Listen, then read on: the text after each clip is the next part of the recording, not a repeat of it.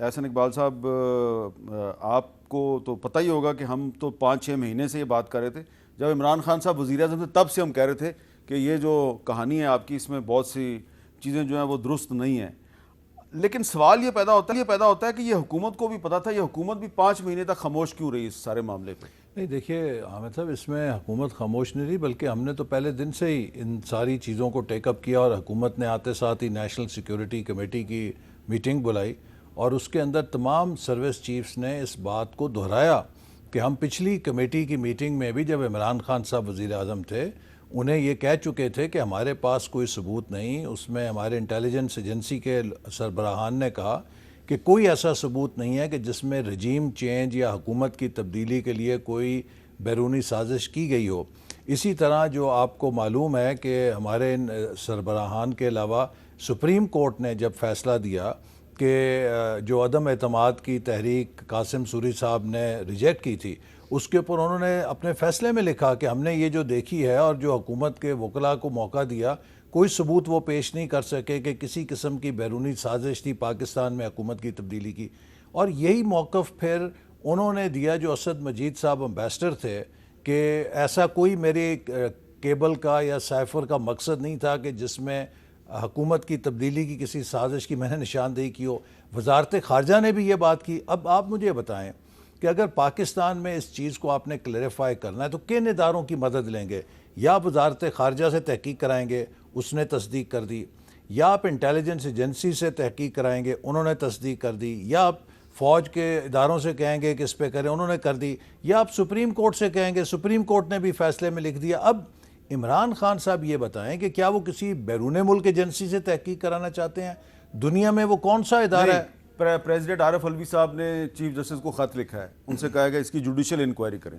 اس کی judicial inquiry نہیں ہونی چاہیے. دیکھیے جوڈیشل انکوائری 100 دفعہ ہو، لیکن سپریم کورٹ تو خود کہہ چکی ہے کہ ہم نے اس کا جائزہ لیا ہے اور ہم نے ان کے وکلاء کو بھی سنا ہے. اگر کسی قسم کا کوئی شائبہ تھا تو جب تحریک عدم اعتماد جو اس بنیاد پہ مسترد ہوئی تھی کہ ایک بیرونی سازش ہے، اس کے ثبوت کے طور پہ پی ٹی آئی کو عمران نیازی صاحب کو سپریم کورٹ کے سامنے اپنے دفاع میں پیش کرنا چاہیے تھا نا. کچھ نہیں پیش کیا نا. اچھا، لیکن اب ایک نیا اینگل آ گیا نا. اب تو اس میں عمران خان اعظم خان کو کہہ رہے ہیں کہ ہم اس پہ کھیلیں گے، اور اعظم خان صاحب کہہ رہے ہیں جی کہ ہم ایک انالیسس کریں گے اور انالیسس کو ہم ڈاکومنٹ کا حصہ بنا دیں گے، ریکارڈ کا حصہ بنا دیں گے.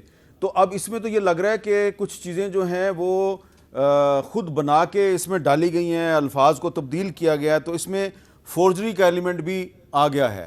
تو اس پہ اس کی انکوائری نہیں ہونی چاہیے؟ دیکھیے بالکل، یہ اگر بات اول تو یہ ہے کہ اس کو اب ہمیں دیکھنا پڑے گا. جو سپریم کورٹ نے جج ارشد ملک کا فیصلہ لکھ کے ایک بہت سخت پیمانہ کر دیا ہے کہ آپ کون سا ایویڈنس لے سکتے ہیں قانون میں یا نہیں. لیکن اگر آپ اس کو دیکھیں آڈیو لیک کو اور اس حالات کو اور واقعات کو دیکھیں تو یہ corroborate ہوتا ہے کہ یہ بالکل جو واقعاتی طور پہ صحیح بات لگتی ہے. اس لیے کہ جیسے آپ نے کہا، ہم بھی یہ کہہ رہے تھے کہ یہ سب عمران خان صاحب اپنی سیاست کو بچانے کے لیے، سیاست چمکانے کے لیے ایک فیبریکیٹ کر رہے ہیں کہانی. سائفر تو ہے، یعنی خط تو ہے، اس سے تو ہم انکار نہیں کر رہے تھے، لیکن جو خط لہرایا گیا وہ سائفر نہیں تھا جو اسد مجید نے بھیجا. دیکھیے جو اس آڈیو ٹیپ کے مطابق جو ورشن ہے وہ یہ ہے کہ انہوں نے ایک بڑا ٹیکنیکل کور کھیلا. وہ یہ کہ سائفر جو ہے وہ پاکستان کے کسی قانون کے تحت آپ اسے پبلک نہیں کر سکتے، وہ بہت کانفیڈینشیل ڈاکومنٹ ہے. انہوں نے اس طریقہ نکالا جو اس آڈیو میں آ رہا ہے کہ ان کے پرنسپل سیکرٹری نے کہا کہ ہم ایک میٹنگ بلائیں گے جس میں پرائم منسٹر، فورن منسٹر، پرنسپل سیکرٹری اور فورن سیکرٹری کو بلا کے فورن سیکرٹری کے کندھے کو استعمال کریں گے.